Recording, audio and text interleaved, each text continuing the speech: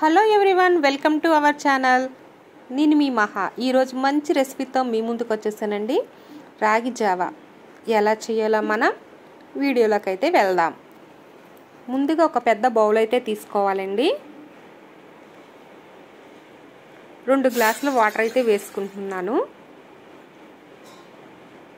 నేను తీసుకున్న క్వాంటిటీకి అయితే 2 గ్లాసుల వాటర్ తీసుకున్నాను. మనకి ఇంకా కొంచెం ఎక్కువ కావాలంటే వాటర్ కొంచెం పెంచుకోవచ్చు. వాటర్లోనే రుచికి సరిపడగా ఉప్పు కూడా వేసుకోవాలి. ఇంకో బౌల్ తీసుకుని రాగి పిండిని అయితే తీసుకుందామండి. ఇది ప్యాకెట్లోనైతే దొరుకుతుంది షాపుల్లో. రాగి పిండిని ముందుగా ఇలాగా నీళ్లు పోసుకుని కలుపుకోవాలండి. డైరెక్ట్గా అయితే వేయకూడదు. రాగి పిండిని ఇలా వాటర్లో మెల్ట్ చేసి అయితే వేసుకోవాలి.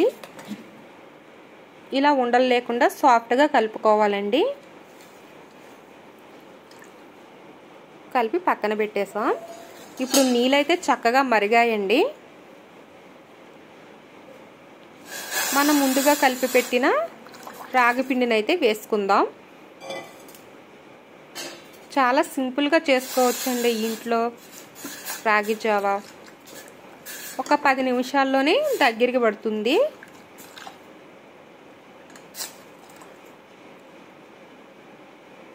చూడండి, చక్కగా దగ్గరగా అవుతుంది. మనం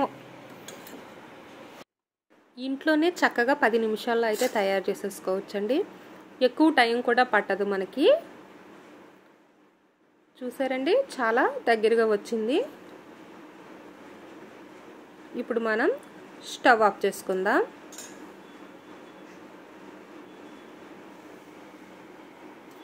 మజ్జిగ అయితే కలిపి ఉంచుకున్నానండి ముందుగా పక్కన. మజ్జిగని జావలో అయితే కలుపుకోవాలి.